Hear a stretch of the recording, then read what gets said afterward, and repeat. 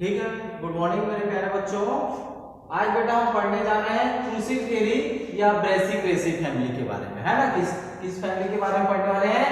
क्लूसिव theory, या इसी को हम बोल सकते हैं ब्रेसिक। दोनों नाम से जानते हैं, आप जिस नाम से जानना चाहेंगे।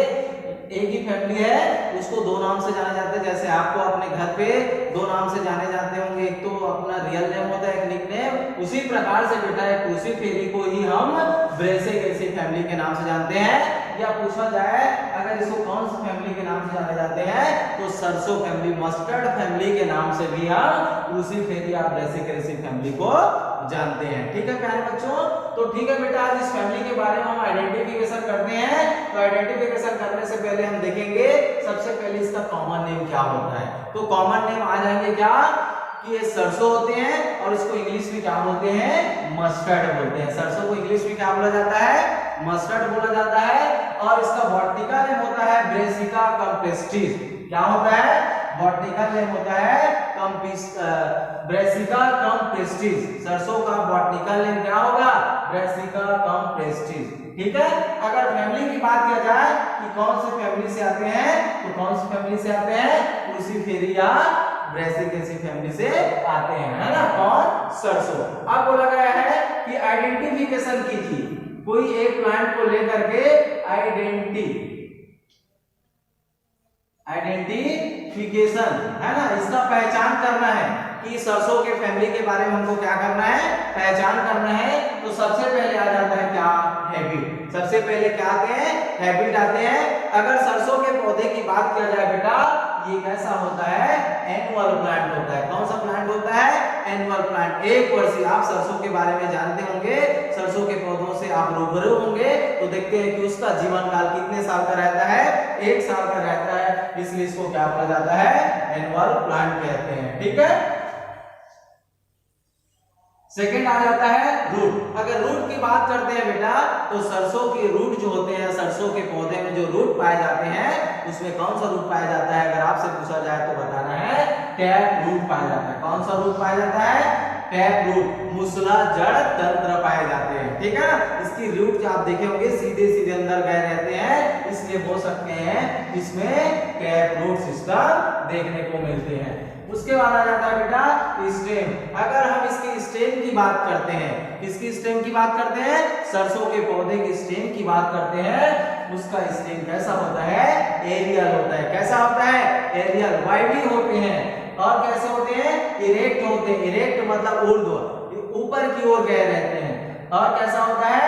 ब्रांचेड होते हैं। ब्रांचेड, उसमें शाखाएं निकली रहती है। अगर हम सरसों की स्टेम की बात करते हैं, उसमें बहुत सारी शाखाएं क्या होती है? निकली होती है। और कैसे होती है? सिलेंड्रिकल, बेलनाकार होती है। कैसे? इसकी स्टेम कैसे होते हैं? बेलनाकार होते हैं। और कैसा होता है बेटा? सॉलिड होता है, ठोस होते हैं। अगर हम सरसों की स्टेम की बात करते हैं, तो कैसा होता है? सॉलिड होता है।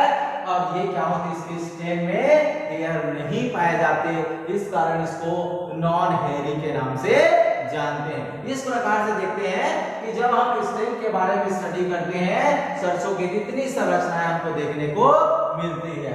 उसी प्रकार से हम आ जाते हैं हम लीफ। लीफ की अगर बात करते हैं प्यारे बच्चों, किसकी बात करते हैं? लीफ की बात करते हैं। तो लीफ में जो होता है, उसमें EX स्टिपुलेट पाया जाता है।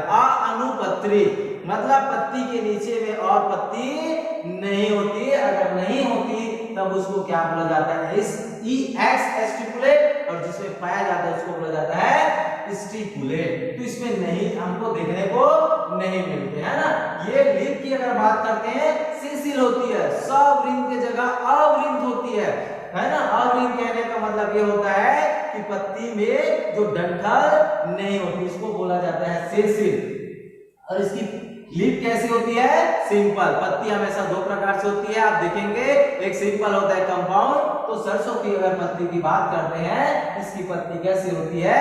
सिंपल होती है। और उसमें कौन सा विन्यास पाया जाता है? अगर आपसे पूछते हैं तो बताना है यूनिकोस्टेट रेटिकुलस वेनेसन, एक सीधी जलिकावत विन्यास, है ना।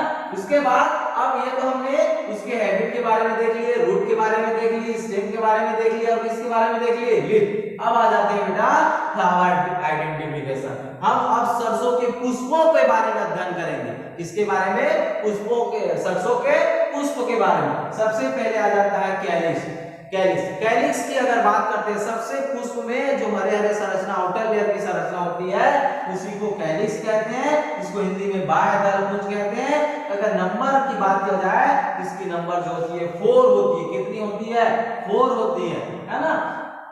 दूसरी, लेकिन इसका अगर सीक्वेंस आपसे पूछ दिया जाए, 4 तो होते हैं लेकिन सीक्वेंस कैसे होते हैं, तो 2+2 के फॉर्म पे पाए जाते हैं। ध्यान रखे रहना, 2 इधर तो 2 इधर, इस प्रकार से नंबर आप कैलिक्स होते हैं 4, लेकिन सीक्वेंस पूछा जाएगा तो 2+2 के फॉर्म पे होते हैं।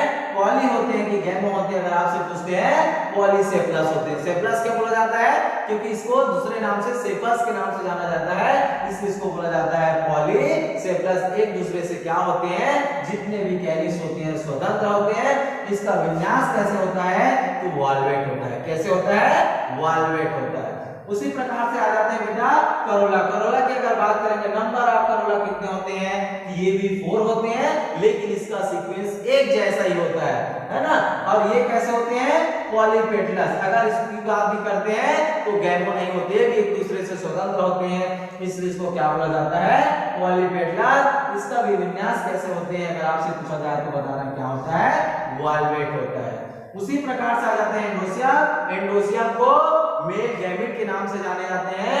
नंबर ऑफ एंडोसियम कितने होते हैं, तो 6 होते हैं। अगर सरसों के पुष्पों में एंडोसियम की संख्या पूछी जाए तो बताना कितने होते हैं, 6 होते हैं। लेकिन इसकी अगर सीक्वेंस की बात करते हैं बेटा, तो 2 प्लस क्या होता है, 4 होता है। मतलब 2 पहले होते हैं, फिर 4 अंदर होते हैं। ये डाइथिकस होते हैं। डाइथिकस मतलब इनके एंथर जो होते हैं इस रूप में क्या होते हैं, विन्यास होते हैं, डाइथिकस होते हैं। ठीक है। उसी प्रकार से आ जाता है क्या, गैनोसियम। गैनोसियम को बेटा मेल गैमेट के नाम से फीमेल गैमेट के नाम से जाना जाता है।